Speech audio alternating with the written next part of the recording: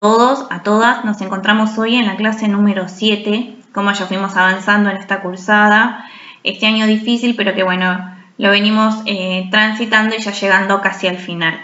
Difícil porque bueno, nuestra compañera de cátedra debió abandonar por una cuestión bueno, que tiene que ver justamente con este contexto de pandemia, y lo que hacemos bueno, para continuar con la planificación es reorganizar un poco los contenidos. Por eso en la clase de hoy vamos a abordar los contenidos que tienen que ver con cultura escolar y cultura juvenil y jóvenes que trabajan. Contenidos enlazados directamente, por eso hoy lo vamos a hacer de una manera integral. Vamos a comenzar entonces viendo un PowerPoint con dos autores que tratamos en la bibliografía. Bueno, comenzamos con Santana, con Alejandra Santana, acerca de cultura juvenil y cultura escolar. Una aproximación a una relación compleja, tensiones y desafíos. Bueno, partimos primero de entender a jóvenes y desde la definición que venimos abordando, desde la diversidad y en la complejidad que se estudia y se representan a las culturas juveniles, entendiendo a los jóvenes en la diversidad de sujetos y situaciones. Bueno, cultura juvenil tiene especial relevancia y se asocia a los tipos de prácticas sociales nutridas de creencias, formas de organización, costumbres y formas de reproducción. Es decir, tomamos a la cultura, a la definición de cultura, en su diversidad, en su dinamismo, que no son culturas únicas ni estáticas. Son diversas, dinámicas y que se van transformando constantemente y tiene que ver con este sistema o estructuras de percepción acerca de el mundo, las creencias, los valores, los símbolos, los signos que hacen a la cultura. Y dentro de la cultura encontramos a las culturas juveniles en estas diversidades, como microculturas. Entonces, por eso decimos que tiene que ver con las costumbres, con sus formas de producción, con sus formas de representarse, de representar sus valores y de definirse, ¿no? La cultura juvenil sale en oposición principalmente a la cultura adultocentrista, es decir, desde como cultura contestataria a la cultura adultocentrista, desde esta mirada puesta desde el adulto, pero que a la vez también se define en contra y también establecen diferencias entre, ¿sí? Entre las culturas juveniles vamos a encontrar aquellas culturas que tienen una forma de vestirse, de tener un lenguaje que los define como propia cultura juvenil. Como prácticas sociales, las prácticas sociales asociadas al desarrollo de los estilos juveniles, sus características buscando una identidad específica. Y la cultura escolar tiene que ver, afecta los actos de las personas, en esas subyacen normas, valores, rituales que se van transmitiendo y que van definiendo y constituyendo a los sujetos que la transitan. Tiene que ver justamente con este espacio nuevo de socialización que tiene que ver con lo escolar y en tanto constructoras de identidades. Es decir, que también va siendo como una red de expectativas también sociales y creencias que forman a su miembro de una forma de pensar y sentir. Y también tiene que ver con esto que está legitimado y que socialmente se encuentra depositado en la cultura escolar. Hablamos de forma más situada de escuela, que se deposita en ello, qué expectativas y legitimaciones existe con respecto a la constitución de los sujetos. Entonces siempre también tenemos que entender en momentos sociohistóricos particulares.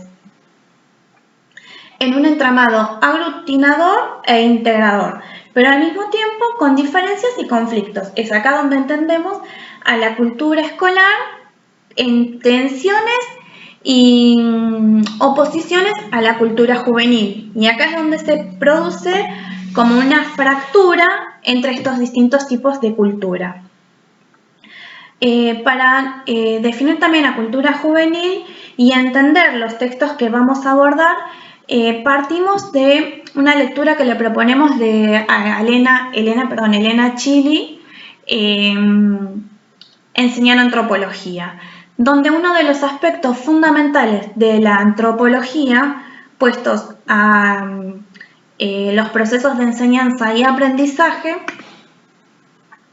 tiene que ver con estas lógicas socioculturales, porque tenemos que entender, toma el sujeto, entendiéndolo en el paradigma actual de la complejidad, de la diversidad, entendiéndolo al sujeto siempre definiéndose en relación y en interacción con los otros. Entonces no podemos entender nunca a un sujeto aislado, sino más bien en relación con los otros dentro de estas prácticas sociales, pero que a la vez trae todo un bagaje que tiene que ver con sus historias, con sus antepasados, con lo propio, y en esta interacción serán y constituirán prácticas y representaciones y sentidos homogéneos. Entonces acá tenemos que entender a las juventudes dentro de estos contextos socioculturales, sociohistóricos, y entender en esta diversidad y con todo lo que ya trae y que se unen y que se interrelacionan y retroalimentan de estos distintos modos de representar el pasado, y que también tiene que ver con transformaciones, intentos de transformación o formas de representar el pasado y de ver el porvenir. En estas representaciones de la que hablamos, es así donde vamos a después analizar las representaciones de trabajo en jóvenes que trabajan, que tienen que trabajar, entendiéndolo desde estos distintos modos de representarse el mundo y los hombres que coexisten y cohabitan con los demás. ¿Cuáles son las tensiones en las cuales en estas dos culturas pueden observarse y que necesitan poder modificarse para establecer un diálogo conciliador a pesar de las diferencias que puedan llegar a tener y que realmente existen? Primero están las tensiones asociadas a la hegemonía, a la visión adultocentrista en la cultura escolar, la diversidad de la cultura juvenil versus la homogeneidad de la cultura escolar. Hablamos de la diversidad de sujetos distintos que traen sus propios bagajes, que se interrelacionan y se concretizan en nuevos espacios donde se interrelacionan y aprenden de los otros y van constituyendo sus nuevas identidades. Y hablamos de una cultura escolar totalmente vista desde los adultos, que deben pensar lo escolar, pero lo hacen desde su mirada. Lo escolar que va dirigido hacia los jóvenes y deberían prestar sentido a esto. Tenemos que ver desde este lugar, desde esta forma de entender esas representaciones del mundo, sobre sus formas de representar, de sus valoraciones que puedan llegar a tener, como para poder generar nuevos sentidos con respecto a lo escolar, ¿no? Sin embargo, vemos una homogeneidad normativa que tiene que ver con la tradición escolar, con el paradigma anterior que baja en formatos pedagógicos y que hacen a toda esta cultura escolar. Hablamos, por ejemplo, de docentes que por ser adultos se formaron dentro del paradigma conductista, donde estaban regidos por patrones como el orden, el saber lo tiene la persona a cargo de la clase, que es quien posee el saber, y los demás se encuentran desposeídos de saberes, sin tomar estos saberes que traen los jóvenes y que pueden encontrar nuevas formas de saberes. Sin embargo, está visto desde este lugar. Entonces, ¿qué pasa? Se generan tensiones. Estamos hablando de la diversidad frente a una cultura que quiere que sean todos iguales. El poder y el saber, y del otro lado los sujetos desposeídos de todo tipo de saber y de poder, como establecidos el saber en forma lineal. Lo que buscamos dentro de este paradigma es la horizontalidad, respetando las diversidades, escuchando a los jóvenes con sus nuevas energías, nuevas improntas. ¿Y qué pasa también en lo escolar? Así como tenemos, y decía, bueno, tenemos docentes mayores, también nos encontramos con una mezcla de docentes jóvenes que vienen con una oleada de formación que tienen que ver con, desde el paradigma constructivista y con las nuevas oleadas que estamos recibiendo, que tienen que ver con todos estos movimientos sociales que nos enseñan nuevas formas de interpretar y reconocer a los otros en sus distintas expresiones. Entonces se produce dentro de la cultura escolar también como esta transición o estas tensiones que se dan entre, y el adolescente, realmente el joven, no tiene como en claro cómo relacionarse con ese otro que es significativo en cuanto a afecto, en cuanto a saber y en cuanto a construcción de su subjetividad, de su identidad. Entonces no sabe cómo relacionarse. Obviamente que también habrán otras personas, como lo hay en todos los espacios, que no tienen que ver con las edades, sino con estas estructuras mentales. Podemos encontrar jóvenes que piensan y que sus esquemas mentales tienen una visión de que la correcta forma de enseñar es esta, desde una clase, desde el orden, desde la homogeneización, de que estén todos iguales y que respeten esta clase desde estas formas de enseñar. Entonces, estas son unas de las tensiones que vemos habitualmente. Bueno, después están las tensiones asociadas a la inclusión de la cultura juvenil en el contexto escolar. Íntimamente relacionado con lo anterior, desde una mirada adultocentrista, viendo que la cultura juvenil hasta cierto modo pueden expresarse, pero desde la vestimenta se quiere esta homogeneización, que vengan vestidos como cuando vienen a la escuela. Fuera de la escuela se podrán vestir como quieran. Entonces, ¿qué pasa? Los jóvenes encuentran que acá no hay pertenencia y buscarán en otros espacios el pertenecer, el encontrarse con espacios formativos que realmente le brindan un sentido a lo que ellos viven, atraviesan y piensan. Pueden ser en centros culturales, por eso esto también, los jóvenes tienen que está muy relacionado con la edad, de estas energías, de la imaginación, la creación propio, de un pensamiento adolescente.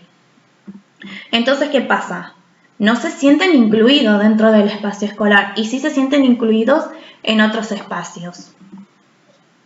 Entonces, de esta manera funciona como un obstaculizador en la constitución de las identidades juveniles.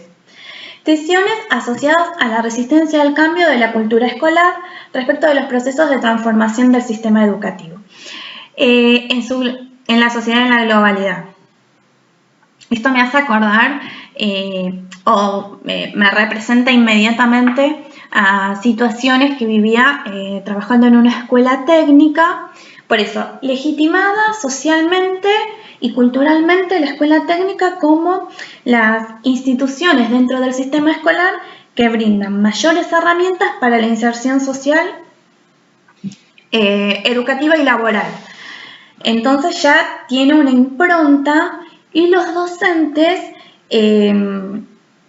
muy emparentados y muy formados dentro del conductismo y con esta lógica de la tecnicidad, ¿no? Entonces, ¿qué pasa? El nuevo paradigma habla y de sujetos de derecho, y hablamos en este caso particularmente de la inclusión de las personas con discapacidad. Entonces, me acuerdo que siempre decían, ¿cómo puede ser que en una escuela técnica, que van a salir técnicos, exista un alumno que no me entienda o que se suene los mocos mientras yo estoy dando una clase? Como si fuera que los técnicos no sean personas que tengan estas características, como que el perfil de egresados que yo pretendía era una persona técnico que diera todo un perfil de un profesional. Entonces, costaba mucho trabajar lo que era inclusión. Y justamente eran personas mayores que ya tenían como un reconocimiento institucional y que habían sido profesores de los profesores actuales. Pero los profesores actuales ya venían con otra impronta y eran los que más incluían a estos alumnos porque ya fueron formados desde otro paradigma o fueron actualizándose. Entonces, a pesar de que las reformas que tienen que ver con las reformas educativas, como decía, trabajar con la inclusión y no en forma paralela a las personas que presentan algún tipo de discapacidad, cuesta muchísimo porque nos encontramos con esta mezcla de personas que tienen estructuras mentales diferentes y que tiene que ver con todo lo que fueron construyendo en esos espacios a los cuales pertenecieron, ¿no? Y acá habla un poco acerca de la transición actual, esto que hablaba que tiene que ver con, estamos todavía en proceso, porque no existe todavía una, ¿cómo podría decir? Una unificación de criterios, desde luego que no lo va a haber, pero con respecto, por ejemplo, a la inclusión. La relación profesor-estudiante, desde la exigencia de la normativa, esto que hablaba, la exigencia de una relación horizontal, ¿no?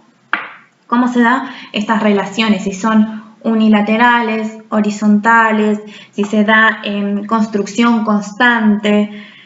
Bueno, entonces esto nos implica a los docentes desafíos que tenemos que llevar adelante, como decía, para poder conciliar lo que traen los jóvenes y para que la escuela, el contexto escolar, educativo, se adapte y tome todo lo nuevo y donde los jóvenes también encuentren pertenencia y sentido a lo que aprenden.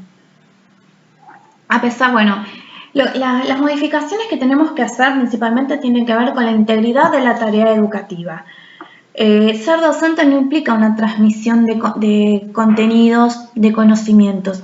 Implica toda una enseñanza que tiene que ver, tomar al sujeto desde la integralidad, como sujeto biopsicosocial, donde sabemos que aprende a partir de sus emociones, a partir de lo afectivo, en estos contextos sociales, respetándolos, situándonos, adecuándonos, para que sean realmente aprendizajes significativos los que lleven. De diferenciación interna, muchas veces también esto que decía, hablamos de la diversidad desde que empezamos a estudiar. Sin embargo, cuando nos encontramos con una persona que presenta una discapacidad, enseguida hacemos notar las diferencias de manera descalificadoras. Tenemos que aprender realmente el significado de las cosas que decimos, que aprendemos y que llevamos a la práctica.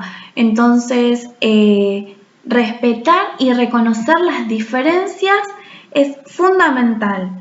Bueno, en la centralidad esto tiene que ver con el aprender a aprender. No hablamos de saberes acabados y dados de una única manera.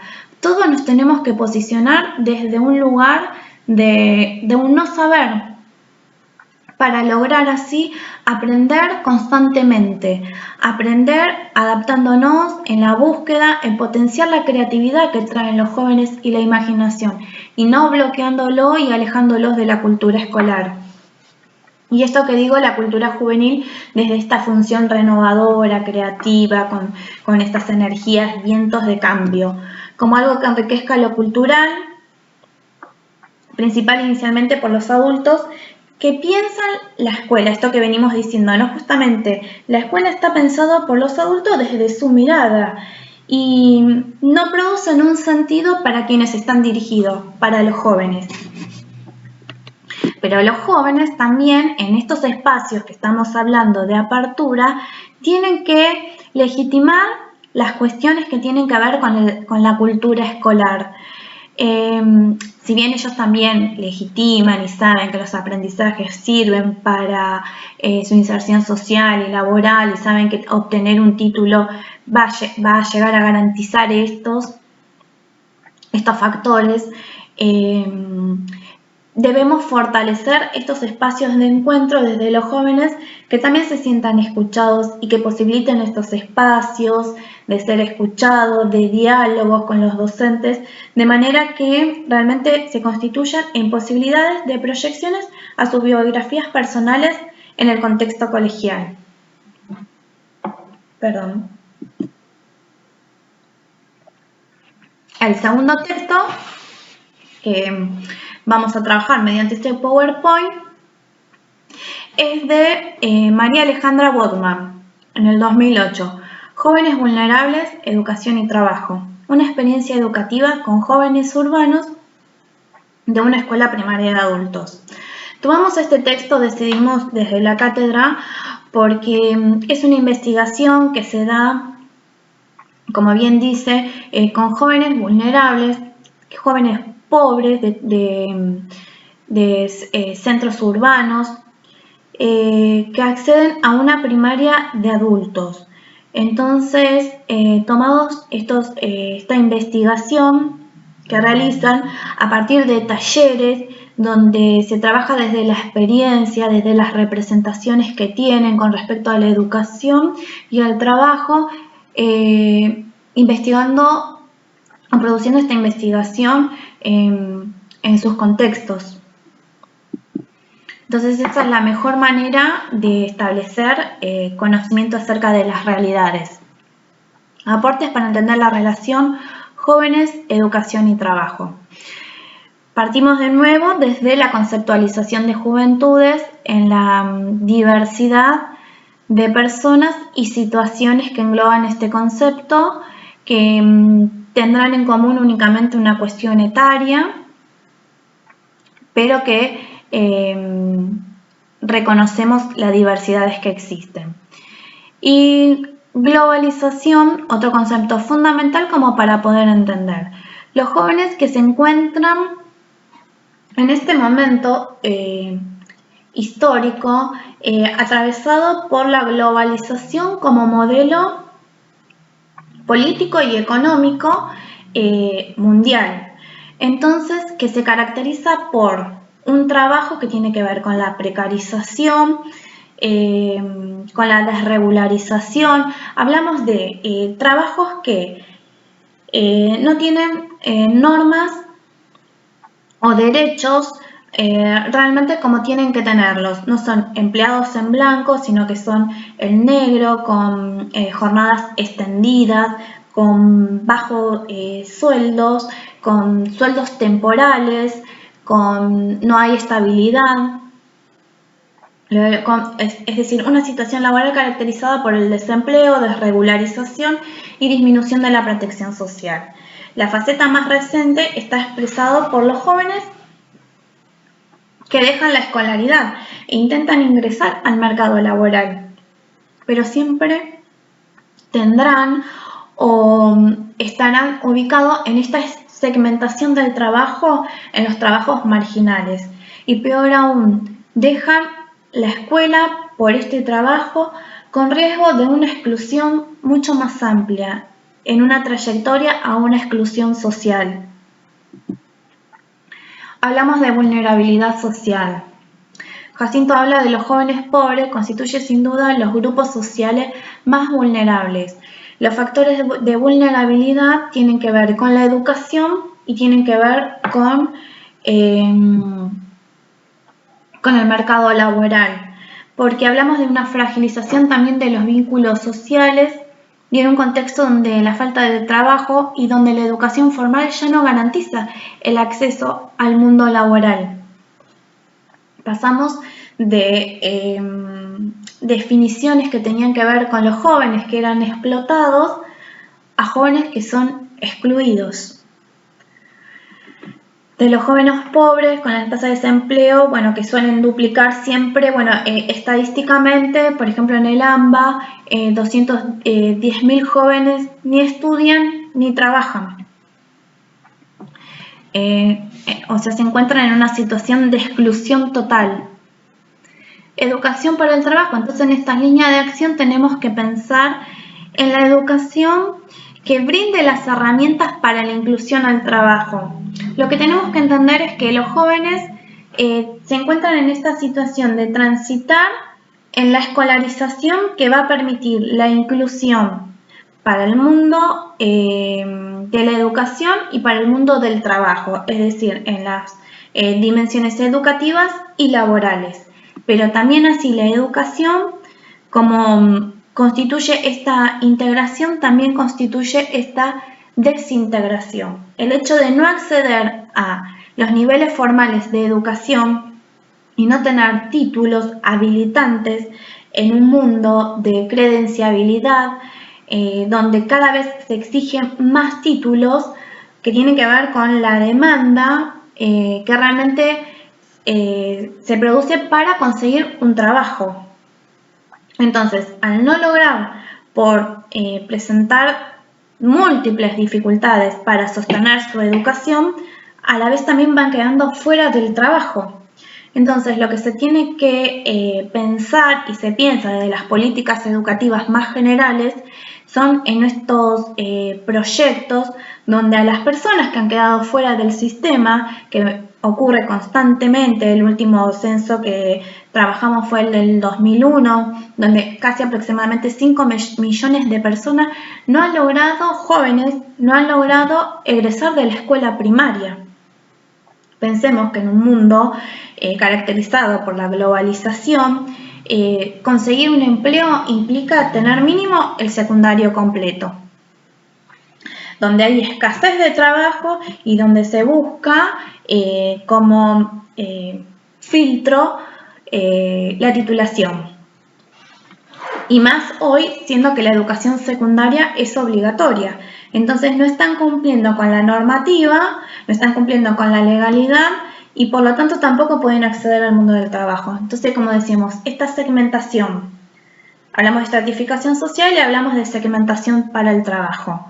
Tener un título, por ejemplo, de una escuela media, de una escuela técnica, nos produce esta función que tiene la educación, es de la insertarnos en el trabajo, en el mundo laboral, quizás con mejores posibilidades, que tampoco lo garantiza desde luego, continuar los estudios superiores. Y las personas que no han logrado y que desertaron y que quedaron fuera de la educación formal, van a tener siempre los empleos marginales que tienen que ver.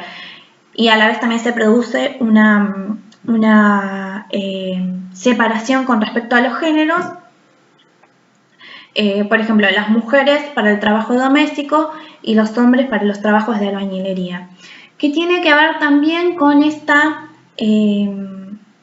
trayectoria que los antecede familiares.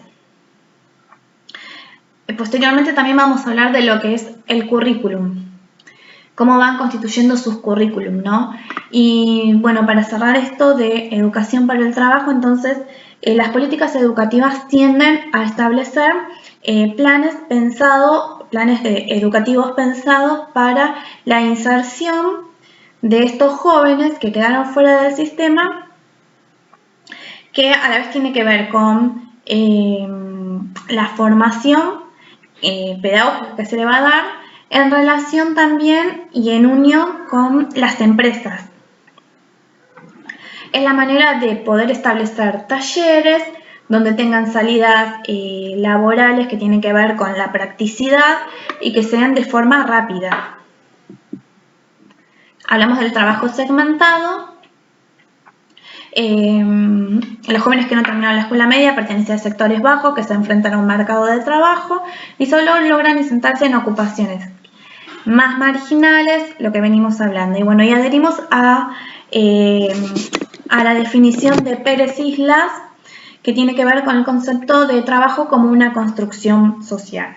En el trabajo de investigación, en los talleres, como venimos diciendo, se forman representaciones en cuanto al trabajo, a partir de interrogantes como qué significa el trabajo, qué posibilidades le brinda tener un trabajo, qué esperan a futuro en ese trabajo.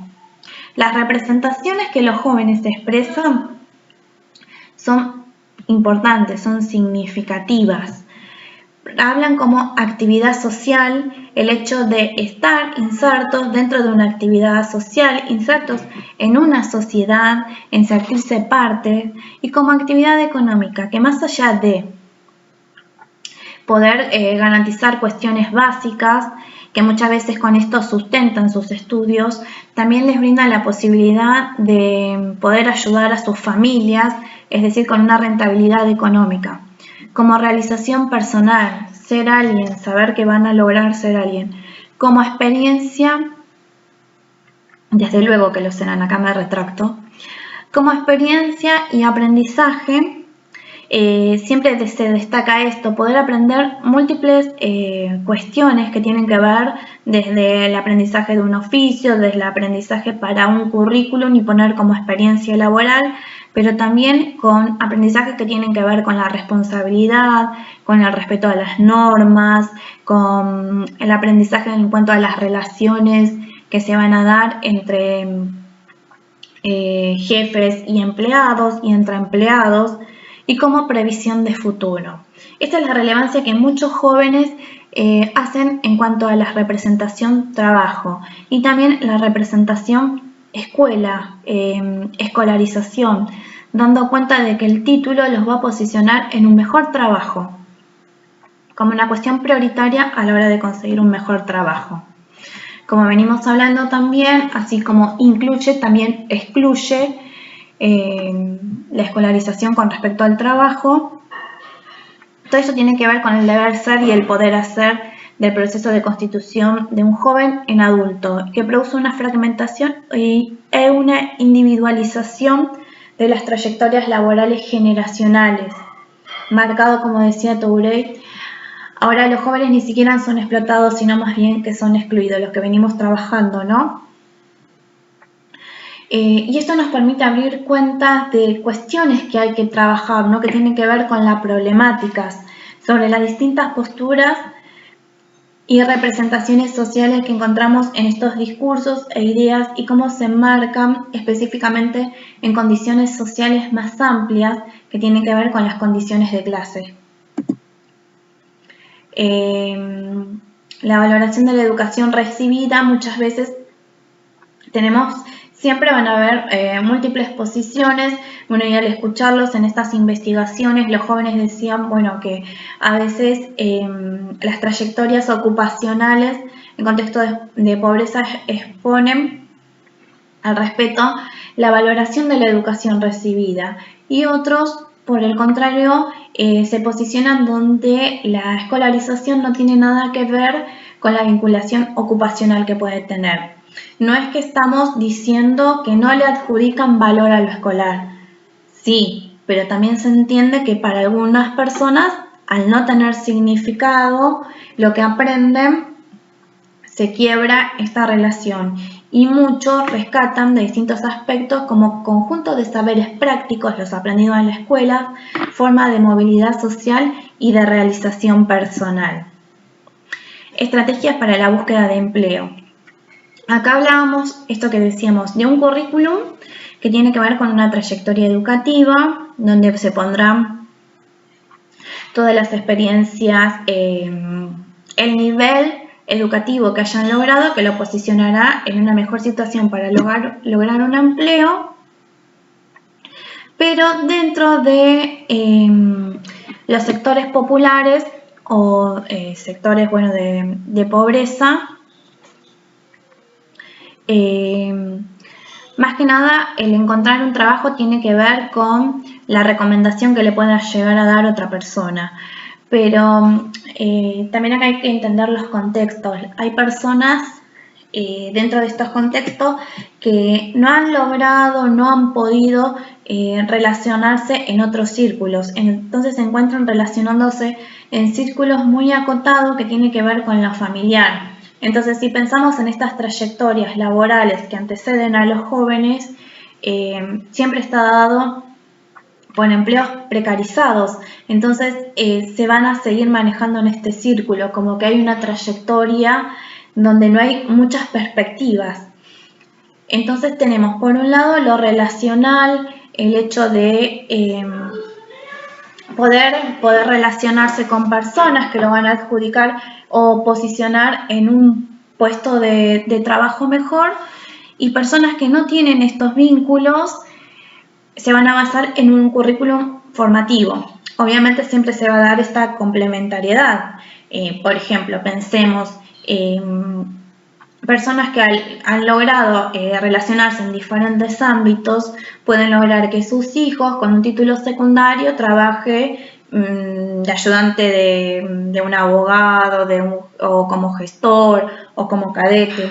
Y en las clases pobres, donde los padres no han logrado tener un título universitario y no han logrado salir de esos contextos condicionados muchas veces, encontramos con que tienden a reproducir las mismas perspectivas que tenían sus padres, ¿no? Por eso decimos de un proceso, cuestión de un contexto histórico dado. Es importante hacer este recorrido como para poder entender y comprender las representaciones de los jóvenes con respecto a la educación y al trabajo en los diferentes contextos. El último texto que trabajamos es el de Fernando Cuevas Garza y María Ibarrola Nicolín. Hablan acerca de las experiencias de los estudiantes que trabajan, son diversas y que tienen que ver con las condiciones personales, las perspectivas individuales, pero siempre el hecho de hacer este doble rol, de trabajar y de estudiar, desde la perspectiva de la construcción de saberes, genera en los jóvenes un desarrollo tanto profesional como personal. Lo que dice Perkins es como jugar en la cancha el partido completo, por los que le genera a ellos el poder, a pesar del cansancio que muchas veces expresaban también los jóvenes en esta investigación, y que es muy difícil sostener, pero si uno les diera a elegir, seguirían trabajando y estudiando, y de esta manera pueden costear sus estudios, pueden darse ciertos gustos que representan por sus edades, pero lo que les genera a ellos esta satisfacción, y más aún cuando tiene que ver con lo que están aprendiendo y poder llevarlo a la práctica, es decir, que el conocimiento, la construcción de saberes sean significativos desde ya y no esperar a recibirse para luego poder implementarlo. Entonces es fundamental trabajar en estas líneas de acción, la posibilidad de la inserción de los jóvenes tanto en el trabajo como en el estudio, poder sostenerlos.